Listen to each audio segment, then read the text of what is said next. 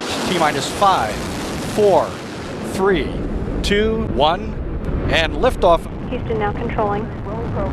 ¿Existen los extraterrestres? ¿Por qué estamos tan obsesionados con Marte? ¿Podríamos viajar en el tiempo? Todo esto me lo responde Jorge Nicolás Álvarez, que es ingeniero aeronáutico, trabaja con la NASA en un proyecto. Es alucinante. Literalmente yo no tenía ni idea del espacio y las cosas muy complicadas las explica de manera que las he podido entender hasta yo. First flight to the internet.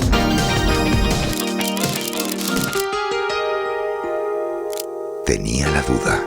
Un podcast de Judith Tiral. La primera pregunta que te quería hacer es que lo siento, no puedo decir que voy a entrevistar a alguien que ha trabajado para la NASA y no preguntarle sobre los extraterrestres.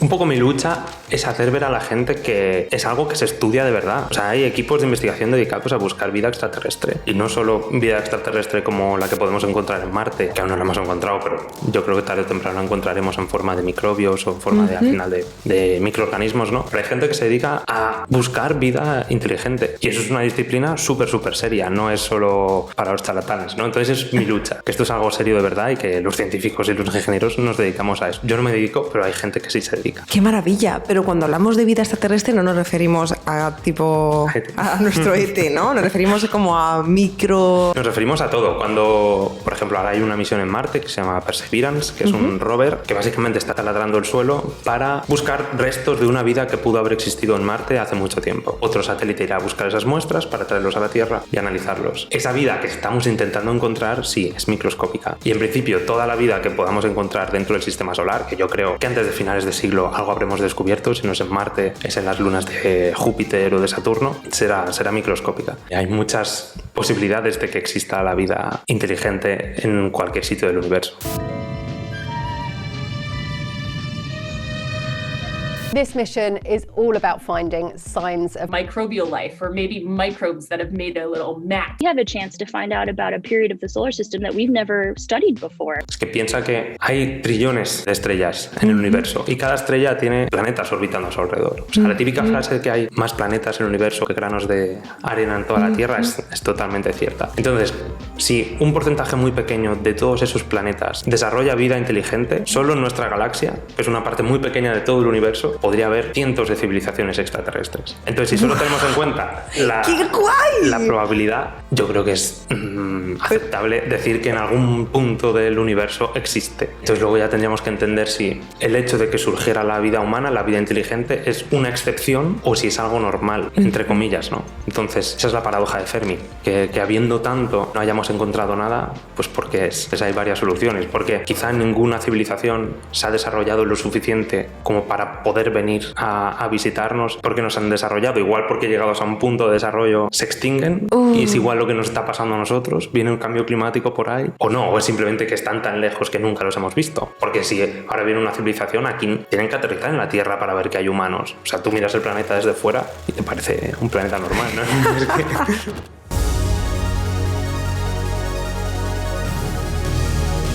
Aparte de que me parece muy interesante, al mismo tiempo me da mucha ansiedad. Quiero decir, somos diminutos y no importamos nada. Es demasiado grande todo para que nuestra mente pueda ser capaz de entender algo. Y al final es que dentro de todo eso que vemos no entendemos nada, entendemos un porcentaje muy pequeño de lo que realmente está pasando ahí. Te puedo preguntar entonces por qué tenemos entre ceja y ceja Marte y no destinamos más dinero en ir a otros sitios. Landing on the surface of Mars. Will launch his Starship to Mars. Create a self-sustaining city on Mars. Bueno, sí que hemos ido a otros sitios. Vale. Hemos ido, por ejemplo, casi todo el sistema solar lo tenemos visitado por naves autónomas, ¿no? Naves que al final son robots que se conducen solos, por así decirlo. Lo que pasa que para el vuelo tripulado el próximo objetivo es Marte, ¿no? ¿Qué hemos conseguido a nivel de astronautas que vayan a un sitio? En los años 50 empezó la carrera espacial y se terminó con los primeros astronautas llegando a la Luna, ¿no? Un total de 12 personas han pisado la Luna. ¿12 solo? ¿Por qué tan poca gente ha ido a la Luna? Yo pensé que había ido mucha gente. Bueno, porque al final Estados Unidos, entre comillas, ganó la carrera espacial. I believe that this nation should commit itself to achieving the goal of landing a man on the moon. Llegaron antes que los soviéticos a la Luna y dijeron, vale, hemos ganado. Y ahí se dieron cuenta, tanto estadounidenses como soviéticos, que hay que ir a la Luna.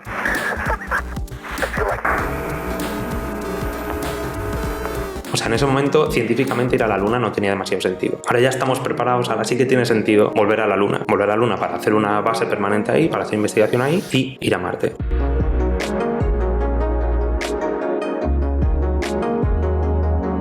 O sea, al final queremos volver a la Luna como punto intermedio de los viajes que llegarán hasta Marte. ¿Cuánto se tarda en ir a Marte cuando sale un cohete, se dice? No sí, lo sé. Tarda unos 7-8 meses. 7-8 meses. 7-8 meses porque lo que hace... O sea, no vamos en línea recta hacia Marte. Vale. Los planetas orbitan al Sol, entonces en ningún momento estamos con los motores... O sea, parece que tenga que ser así, ¿no? Que salgas de la Tierra y arrancas motores y vas en línea recta. No es así. Sales de la Tierra, la mayoría del viaje los motores están apagados porque lo que haces es orbitar. Entonces orbitas el Sol y es esa propia trayectoria la que te lleva hasta Marte. Pregunta súper ignorante otra vez. ¿Ha ido gente a Marte? ¿No? Ha ido un robot solo, ¿no? Son los robots. ¿Por qué no ha ido gente? Porque aún no tenemos la tecnología. Estamos casi, pero aún no tenemos la tecnología. Por ejemplo, la nave que llevaría a los astronautas en este viaje de 7 a 8 meses hasta Marte, no la tenemos. Tendrá que ser una estación espacial por pasar 7 a 8 meses encerrado en un sitio. ¿Pero te puedo preguntar qué es lo que falta? Primero, hay que ver cómo será la estrategia. Parece que lo que será es que se hará una parada en la Luna y luego allí se cambiará de nave. Cambiarán como a una como a una estación, ¿no? Porque al final tienes que pasar 7 o 8 meses allí, tienes que estar cómodo, tienes que aprovechar ese tiempo haciendo experimentos o lo que sea. Los principales peligros es la radiación. Cuando sales de la atmósfera de la Tierra, que está protegida por un campo magnético y tal, estás muy expuesto a la radiación, tanto solar como cósmica, y eso es peligroso. Entonces, una de las maneras que piensan que protegerán esa nave es con un muro de agua. Behold his mighty hand.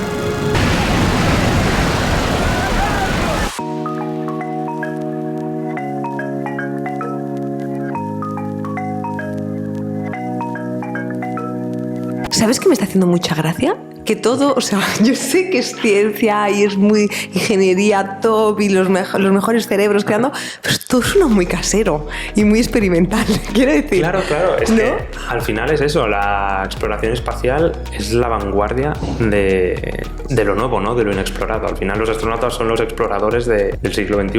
Al final tiene que ser el objetivo final de la civilización humana, porque, o sea, el planeta tiene una fecha de caducidad. Lo tratemos bien o lo tratemos mal. Si lo tratamos mal será antes y si lo tratamos bien será después, pero tiene una fecha de caducidad. Si la civilización quiere perdurar en el tiempo, tiene que cambiar de planeta. Era una pregunta que te quería hacer. ¿Por qué destinar tantos fondos a estar investigando el espacio y no destinar esos fondos en hacer perdurar? O sea, que hagamos lo que hagamos, este planeta caput. Es que es el Sol quien tiene una fecha de caducidad. Es una pregunta muy buena el por qué invertir. ¿Por qué invertimos dinero en buscar agua en Marte si hay gente que se muere de sed en la Tierra? Pues es súper buena pregunta. Todo lo que invertimos en exploración espacial se nos devuelve a la Tierra. Pues, por ejemplo, los pañales desechables, pues eso no existía hasta la carrera espacial. Los pañales desechables se desarrollaron para que los astronautas se puedan hacer pis y caca encima. No sabía. Podría seguir un montón. La tecnología para detectar el cáncer de mama es infrarroja. Es la misma tecnología que se desarrolló para hacer investigación planetaria desde la Tierra, para observar otros planetas. O sea, cuando se están leyendo tantas críticas de mira todo el dinero que se está destinando, al final es todo lo que se descubre para hacer algo en el espacio también se usa en la Tierra. De una manera u otra vuelve. Qué interesante. Y al final ya el colofón, poniendo el caso de Estados Unidos, el presupuesto que tiene Estados Unidos en defensa, solo un 2% de ese presupuesto es el que se destina a la NASA. O sea, estamos gastando más dinero en defendernos de nosotros mismos o matándonos entre nosotros mismos que en investigar lo que pasa. Qué desastre. Tierra, ¿no? Hay una pregunta que tengo para ti, que es que vemos millones de películas, bueno, y millones de noticias cada puta semana de se acerca un asteroide, no sé qué, se hacen súper virales, todo el mundo piensa que vamos a morir y dicen, oh, después del COVID lo que nos faltaba, y luego es en plan, si lees bien, pone, pasará no sé cuántos años. Ahora imaginemos, ¿vale? Que realmente se acerca un asteroide a la Tierra, uno, seríamos capaz de verlo y dos, seríamos capaz de... Adiós. Estoy harto de los titulares sensacionalistas de es que cada puto mes. A ver, tema de asteroides. Hay una escala para definir cómo de peligroso es un asteroide. Lo que hacen los astrónomos es observar el sistema solar y ven pues un asteroide y dicen, vale, tiene este tamaño y tiene tantas posibilidades de chocar contra la Tierra. Es igual, dicen, pues tiene un 1% de posibilidades de chocar contra la Tierra. Esto ya es muchísimo, un 1%, ¿eh? Sabiendo la probabilidad que tiene de choque con el tamaño del asteroide, pues decimos, bueno, ¿nos arriesgamos o no? Al final, un asteroide de cientos de metros de diámetro sería una destrucción a nivel local. Uno de cientos de metros ya se podría cargar una ciudad o cosas así, y uno ya de cerca del kilómetro o más, que ya es destrucción, digamos, de planetaria. O sea, es una escala del 1 al 10. El que acabó con los dinosaurios es escala 10, y todos los que salen en los artículos sensacionalistas es escala 0 o 1, que es como 0,000% de posibilidades y no demasiado grande. El que más hemos tenido real es un grado 4. ¿Grado 4 es grado 4? Bueno, tenía cerca de un 1% de posibilidades de chocar contra la Tierra, que es bastante, pues es una entre 100. Y era como 200 o 300 metros de diámetro, que de chocar pues se puede cargar una ciudad. Luego se sigue estudiando y al final se vio que no. Que al final no, era mucha menos la probabilidad de impacto. Vale. ¿Se puede haber estudiado en qué ciudad iba a caer? Es muy difícil eso. ¿Te imaginas decir, bueno, parece que va a caer en Francia, vamos a dejarlo? Muy difícil saber dónde impactará, porque entre otras cosas, por ejemplo, ahora con los cohetes chinos que están mandando, los chinos lo que hacen es mandar un cohete y luego cae y no se preocupan de él. ¿Te puedo preguntar por qué tira cohetes China? Sí, China ¿Por qué? Ahora está montando su estación espacial, su propia estación espacial. Entonces, para montar cada módulo, pues despegan un cohete, ponen en órbita lo que sea, pero luego ese cohete cae. La mayor parte de la superficie de la Tierra es océano, y la Tierra es la mayor parte es inhabitada. Seguramente nunca va a pasar nada, pero los dejan ahí cayendo. Pero entonces esto un día puede ser como, ostras, que está cayendo en Barcelona. Eso sería un problema. ¿Pero qué me estás contando? ¿Pero por qué hace eso China? Bueno, porque es que al final el espacio no hay unas leyes. Entonces, esto lo puedes hacer de forma controlada o descontrolada, que es lo que hace China. Me resulta gracioso, pero es grave. Es que no hay nada de regulación. ¿Sabes qué me pasa? Lo del telescopio este de James Webb. Yo he visto que se ha liado parda con este nuevo telescopio, las imágenes nítidas, ¿no?, que han conseguido y tal. He visto a gente que, pues como tú, que os dedicáis a esto, llorar con las imágenes en plan, esto es precioso. Me ha dado una envidia. O sea, te quería preguntar en plan, ¿qué estáis viendo? Porque yo lo que veo es un fondo de pantalla de Windows. Claro. Me da un coraje. Entonces yo quería ver en plan, hola, ¿qué estáis viendo que es tan guay? Que no entendemos los demás. Lo que consiguen es una resolución mucho más grande, o sea, ven mucho mejor todo lo que están observando de estrellas, galaxias, etcétera. Y al final lo que hacen es ver mucho más lejos en el pasado, por así decirlo. O sea, si tú miras más lejos en el universo, estás mirando más allá en el pasado, porque esa luz, pues, llega más tarde. La galaxia hace 50 millones de años, pues estás viendo lo que pasaba allí hace 50 millones de años. Cuanto mejor sea el telescopio, más lejos podrá ver y más en el pasado podrá ver. To your and my eye, it would look like there's nothing there. The whole thing is a bit mind-boggling. So-called business case for this. Hasta hace poco no habíamos visto un agujero negro. Lo de los agujeros negros, porque esto también fue como notición y gente llorando y tal, y yo pensé, no sé ni lo que es un agujero negro. Un poco lo que nos venden es como un aspirador cósmico enorme. Así que absorbe todo. No. Sí. En realidad un agujero negro es muy pequeño. Un cuerpo genera una gravedad, un planeta, una estrella, lo que sea. Cuanto más grande es esa gravedad, más velocidad necesitas tú para escapar. Por ejemplo, para escapar de la gravedad de la Tierra necesitamos unos 40.000 kilómetros por hora. Para irnos a otro planeta tenemos que acelerar a 40.000 kilómetros por hora. Vale. Cuanto más grande sea este cuerpo, más velocidad necesitamos para escapar. Un agujero negro no es más que un cuerpo que necesitas una velocidad superior a la de la luz para escapar de su gravedad. Por tanto, ni siquiera la luz es capaz de escapar de su gravedad y por eso lo vemos negro. Por ejemplo, las estrellas tienen un combustible y cuando se les acaba ese combustible hay algunas que empiezan a colapsar sobre sí mismas y se hacen tan densas que la gravedad es muy muy grande. Pues esa gravedad es tan fuerte, o sea, ni siquiera la velocidad de la luz es suficiente para escapar de la gravedad. Eso naranja que vemos por ahí alrededor pues es la luz orbitando el agujero negro, que está a una distancia suficiente para no ser atrapada por la gravedad. Pero todo lo que ves dentro es oscuro porque es la luz entrando, no sale. ¿Eso ya se queda ahí para siempre? Sí, eso digamos, pues toda nuestra galaxia, pues uno de los agujeros negros es Sagitario A estrella, que es el que está en el centro de nuestra galaxia, que pues todo lo que hay en nuestra galaxia, nuestro propio sistema solar, orbita alrededor de ese agujero negro. Al final, la Tierra orbita alrededor del Sol porque es una estrella, es un cuerpo que tiene más gravedad que la Tierra, entonces eso hace que orbite. Pues el Sol orbita alrededor de un cuerpo mucho más masivo,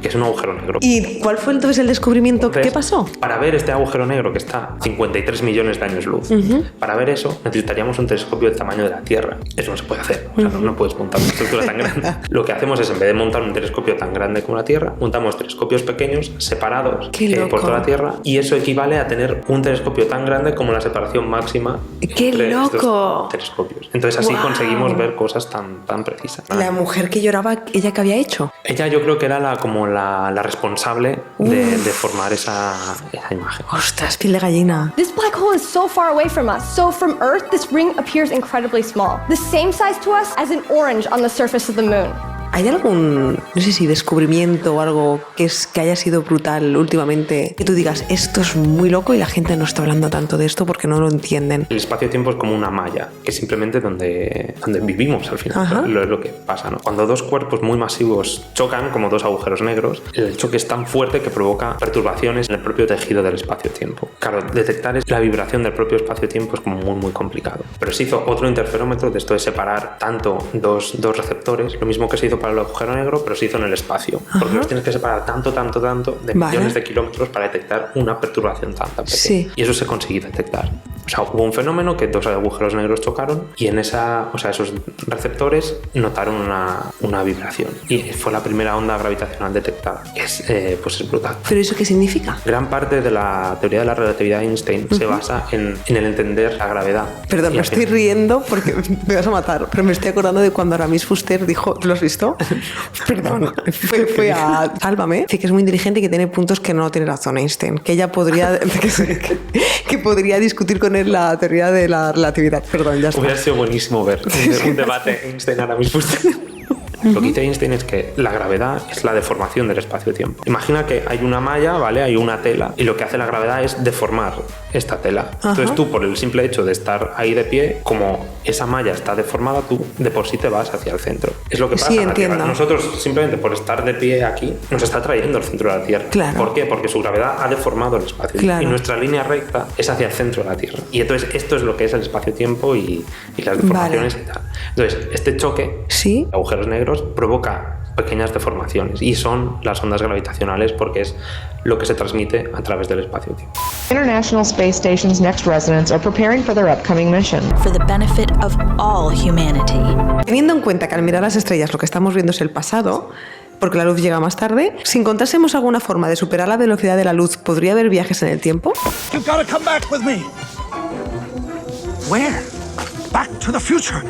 Sí, al final yo creo que es la manera, ¿no? Claro, ahora mismo la única manera de viajar en el tiempo, por así decirlo, es hacia el pasado. De hecho, es otra de las teorías, ¿no? Que el espacio-tiempo, digamos, si está curvado, digamos que si hay una curva así, ajá, que el espacio-tiempo en vez de ser así recto, pues se ha curvado de esta manera, tanto espacio como tiempo. Entonces, si hay un agujero de gusano, por ejemplo, en Interstellar y tal, que teóricamente son posibles que conectara esta parte del espacio-tiempo con esta parte del espacio-tiempo. ¿De verdad son posibles? Teóricamente sí. Teóricamente dicen que... De hecho, Interstellar, todo está basado en ciencia de verdad. O sea, tú cuanto más cerca estás de la gravedad, cuanto más intensa es la gravedad, más rápido pasa el tiempo. ¿Qué es lo que pasa en Interstellar? Cuando está muy cerca del agujero negro, esa frase de una hora aquí son 6 años en la Tierra, pues es verdad, porque está muy cerca de una gravedad muy intensa. Ahí el espacio-tiempo se ha estirado tanto que pasa muy rápido. Parece como super ciencia ficción, pero a mí me encanta. Podemos mandar a una persona ahí a tomar viento y en plan, vete 3 horitas y cuando llegue que diga qué ha pasado. Sí, pero eso es siempre, no hace falta que se vaya muy lejos, simplemente tiene que estar cerca de una gravedad muy potente. O sea, simplemente alguien a nivel del mar, su tiempo pasa más rápido que alguien que esté en la cima del Everest. Pero claro, es imperceptible.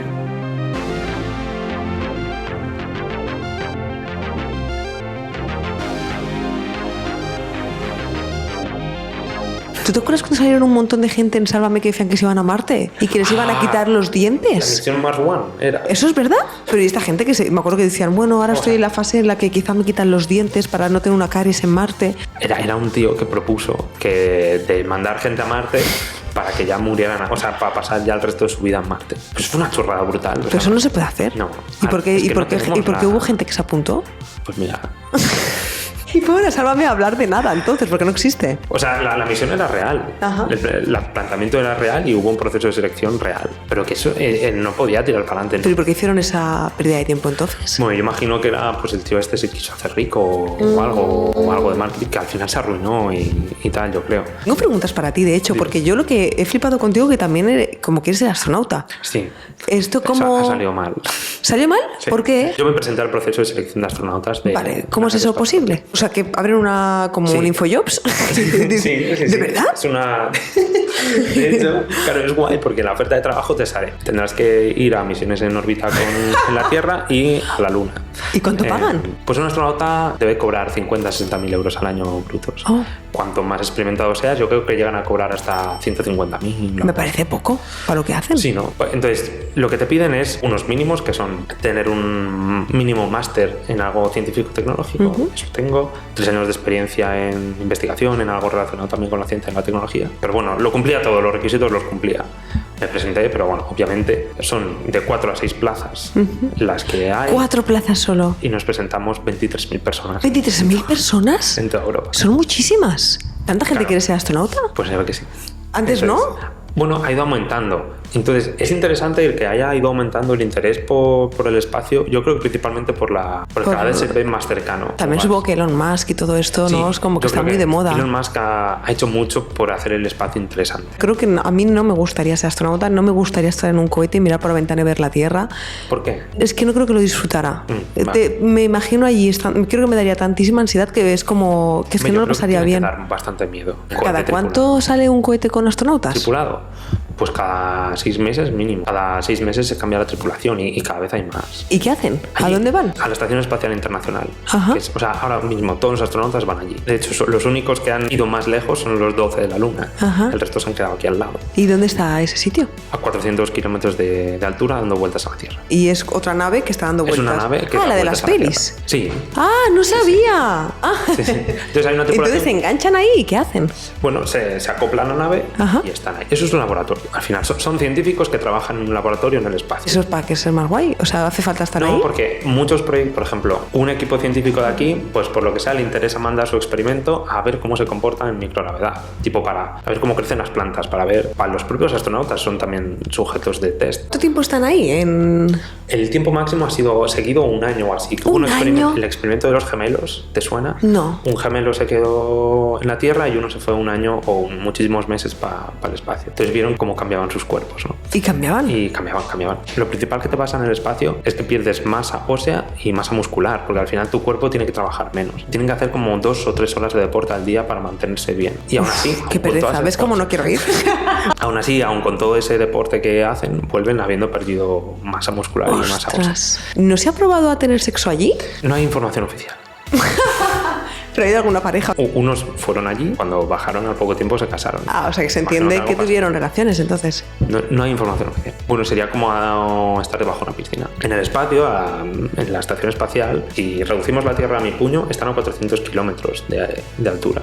La Tierra tiene unos 12.000 kilómetros de diámetro. O sea, es como un pelo. O sea, están muy, muy cerca de la Tierra. Vale. Hay prácticamente la misma gravedad allí que aquí. Vale. O sea, la Tierra te atrae exactamente igual. ¿Por qué flotan? Porque están como en una caída libre eterna, que es lo que es una órbita. Tú imagina, dejas caer una pelota desde el espacio, desde aquí hasta aquí, cae en caída libre y ya está, y cae contra el suelo. Si ahora le das un poco de velocidad, cae en otro punto de la Tierra. Si le das más velocidad, llega más lejos. Y si le das la suficiente velocidad, nunca llega a caer al suelo, entonces se queda en órbita. O sea, siempre está cayendo hacia la Tierra, pero va tan rápido que están nunca haciendo. toca el suelo. Esa velocidad son 28.000 kilómetros por hora. Entonces por eso flotan. La gravedad es la misma. Por eso de hecho están sujetos a la Tierra. Por eso pueden, si no hubiera gravedad, no se irían por el espacio, ¿no? ¿Una vez se ha quedado como en una peli alguno ahí tirado? En plan, nos tenemos que volver sin ti. No, pero ha habido ¿te imaginas?